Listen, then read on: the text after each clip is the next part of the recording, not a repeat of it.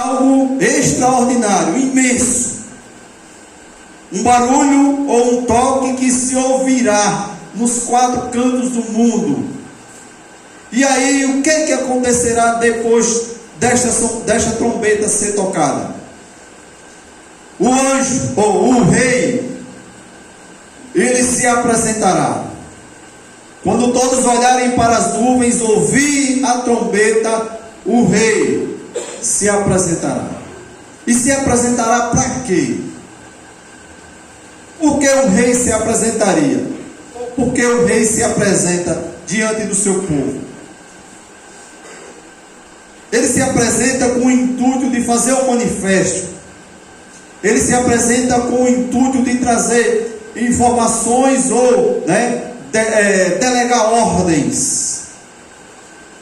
Pensando neste reinado humano, no reinado espiritual, onde esse rei é o Senhor Jesus que morreu e que ressuscitou.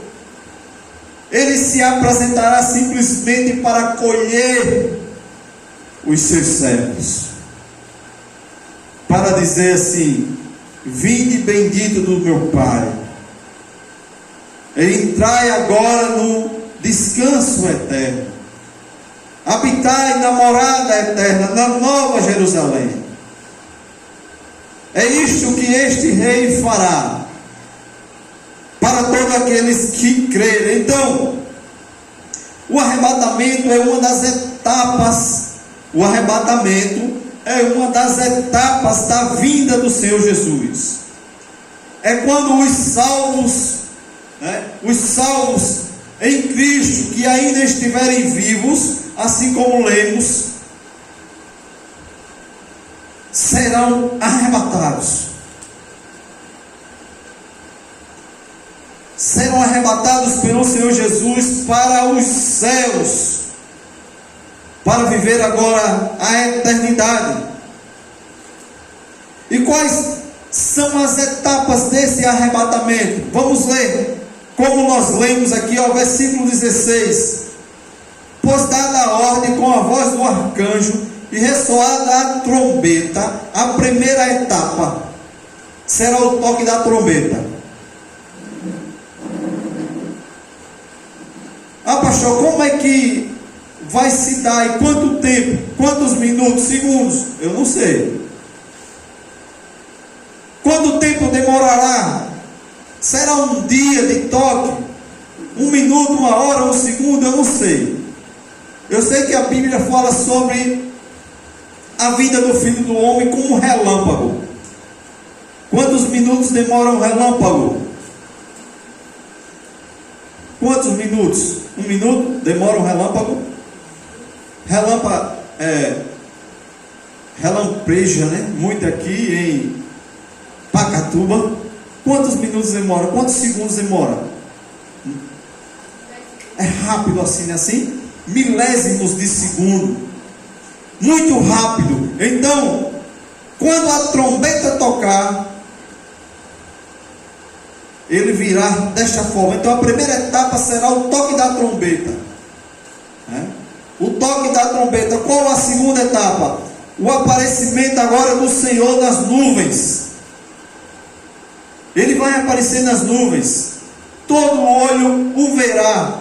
Porém, aqueles que o verem neste momento, que estiverem vivos, não terão de forma nenhuma mais nenhuma oportunidade de dizer: Senhor, perdoa-me, tem misericórdia de mim. Não terão mais essa oportunidade. Por isso que nós precisamos estarmos preparados, guardando a fé. Então, a segunda etapa deste arrebatamento será o aparecimento do Senhor nas nuvens. E a terceira etapa? A terceira etapa será a ressurreição dos mortos.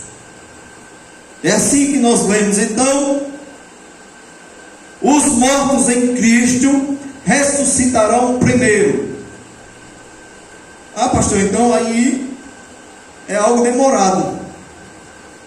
Para ressuscitar alguém, talvez seja demorado. Não, Jesus ele não vai usar o Me lembra a Itália, né? Aquele aparelho que dá choque no coração. É um nomezinho bem complicado. Desfibrilador, alguma coisa assim bem parecida, né? Que dá choque no coração e vai ali para reanimar, né? Para ressuscitar alguém. Não, Jesus não vai usar isso. Não foi isso que ele usou para tirar Lázaro, que já estava morto há 4 dias. Não foi isso. Ele apenas disse assim: Lázaro, sai para fora. Foi isso que ele usou. Então, os mortos em Cristo ressuscitarão primeiro. Ele simplesmente, entendeu? Vai dizer assim: subam, ressuscitem. Pronto, acabou. Quanto tempo demora uma palavra dessa? E por fim, né, a última etapa será o arrebatamento. E aí, o arrebatamento se dará para aqueles que estiverem vivos em Cristo Jesus. Aqueles que estiverem vivos serão arrebatados, né? Então, assim como os discípulos que estavam ali com Jesus naquela época, 2.000 anos atrás, também nós devemos ansiar por este momento. Será que nós temos nos preocupado o suficiente com isso? Os discípulos viveram ali com Jesus mais de 3 anos, acompanhando, às vezes dormindo e acordando com Jesus, né?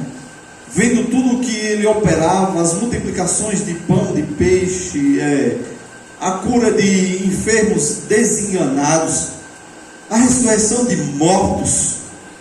E eles estavam vendo com os seus próprios olhos. E aí eu pergunto para você: é mais fácil enxergar para crer, fisicamente falando, ou não enxergar, mas crer? Eu vou responder: é mais fácil enxergar para crer. Não é assim? É. Porque um dos apóstolos que viveram com Jesus esses tantos de anos, chamado Tomé, quando Jesus ressuscita e os companheiros dele, os apóstolos, contam a história de que Jesus tinha estado com eles depois dessa ressurreição. Tomé, ele diz: eu só acredito vendo. Para eu acreditar, eu tenho que tocar nas chagas, né? Onde Jesus tinha sido penetrado com a lança, onde tinha sido perfurado nas mãos, nos pés. Ele disse: eu só acredito se eu tocar.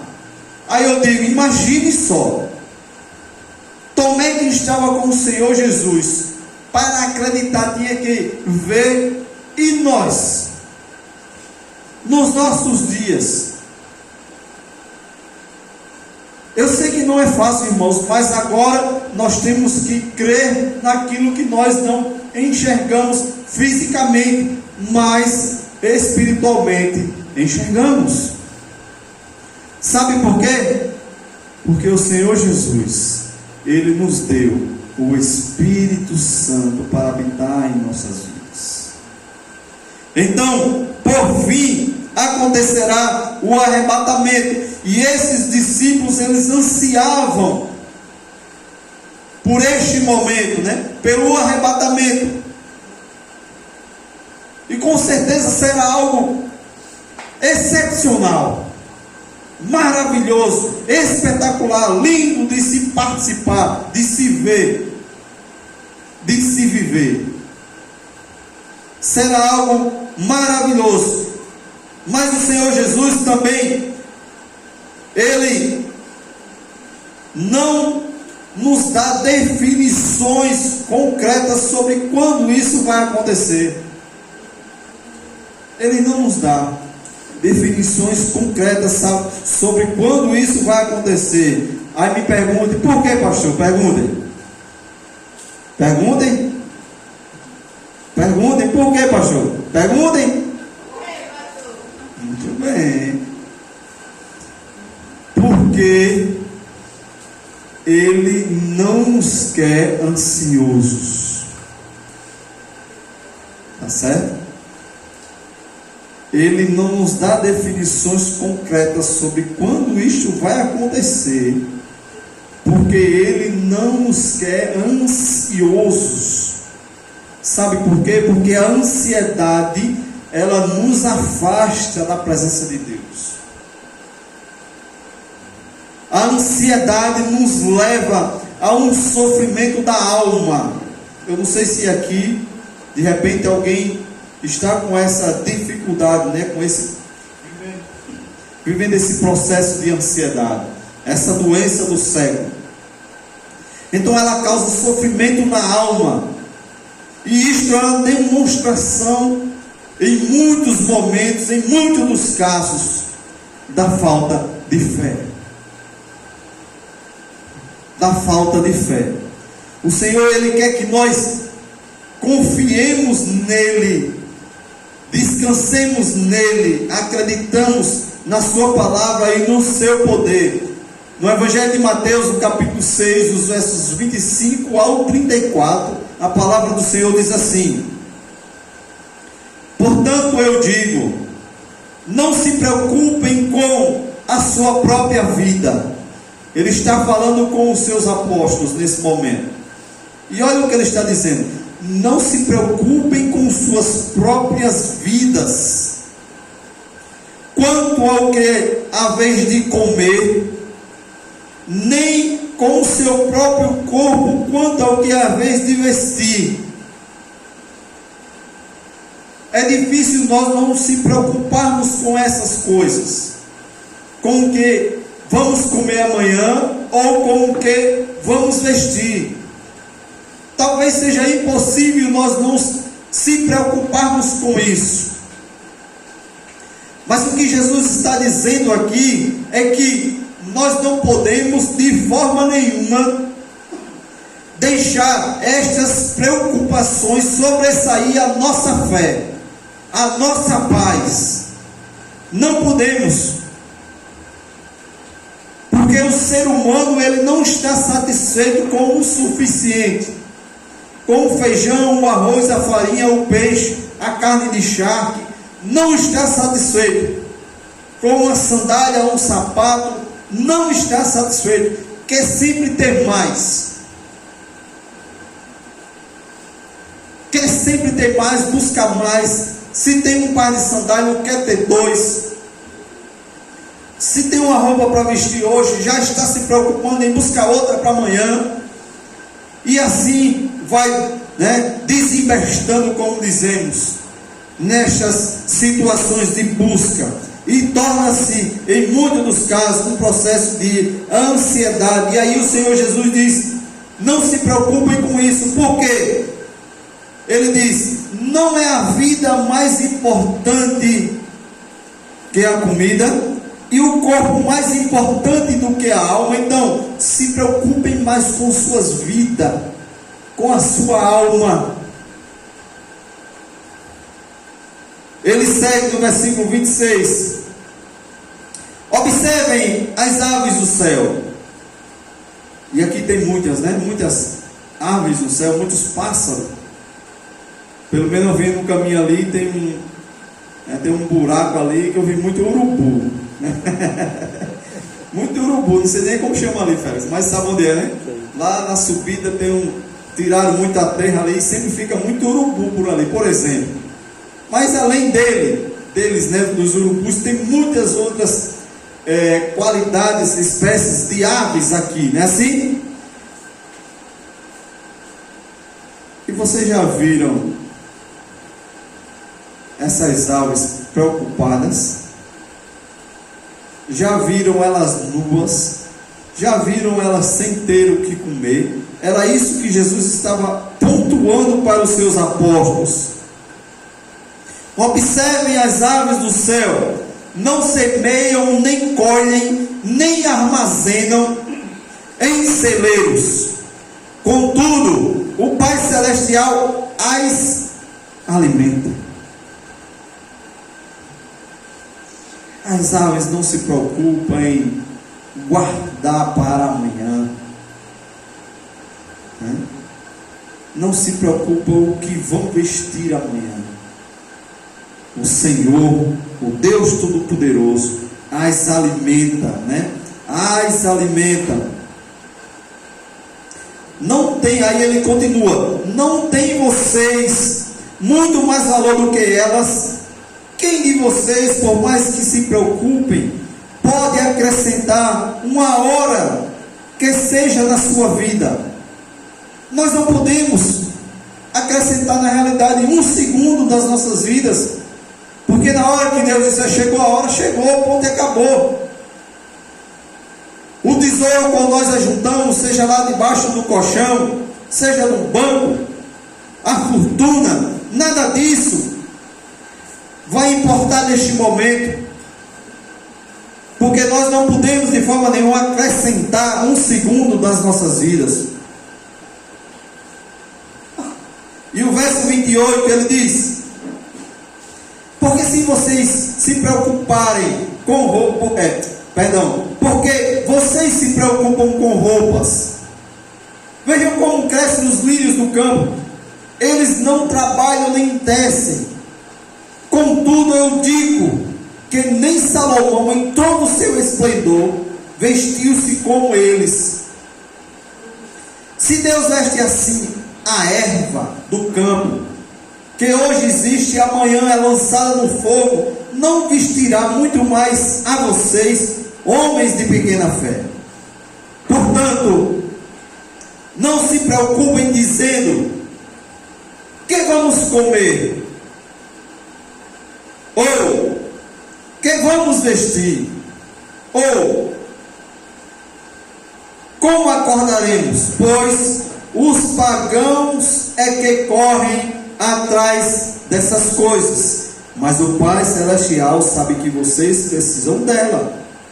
Versículo 33: busquem, pois, em primeiro lugar o reino de Deus e sua justiça, e todas as coisas vos serão acrescentadas. Portanto, não se preocupem com o amanhã, pois o amanhã trará as suas próprias preocupações. Basta cada dia o seu próprio mal. Então, irmãos, o Senhor, Ele não nos dá definição concreta sobre o dia que acontecerá o arrebatamento, porque Ele nos quer em paz. Ele não nos quer ansiosos.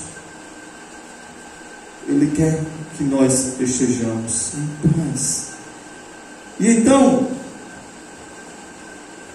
eu quero lhes fazer uma pergunta que eu mesmo lhes responderei.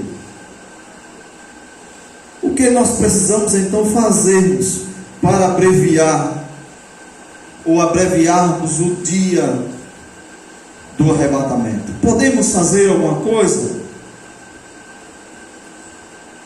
Vamos ver.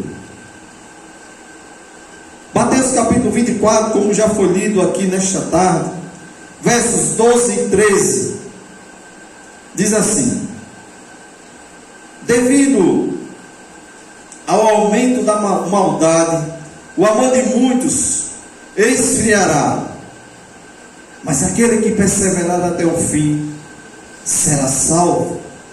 O que é que nós podemos fazer diante desse verso para abreviarmos o dia do arrebatamento? Não deixar o amor esfriar e perseverar. Não deixe o amor esfriar no seu coração. Não é um amor pelo seu marido ou pela sua esposa, não, viu? Pelo seu filho, não. Pelo seu carro, sua moto, seu jumento. Não é o seu bode, a sua cabrita lá. Não, não é este amor, não. É o amor por Deus. É o amor por Jesus. Não deixe este amor esfriar.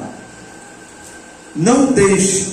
As lutas virão, as dificuldades virão, mas não deixe o amor de Jesus que está no seu coração esfriar. Quando bater um desânimo por vir à casa do Senhor, repreenda em nome de Jesus e diga: eu vou para a casa do meu Pai, eu vou adorá-lo, eu vou aprender mais sobre Ele. Então, não deixe de forma nenhuma o amor esfriar e persevere. A palavra diz: devido à maldade ou ao aumento da maldade, o amor de muitos se esfriará. Então, a maldade, ela é uma ação humana que só destrói.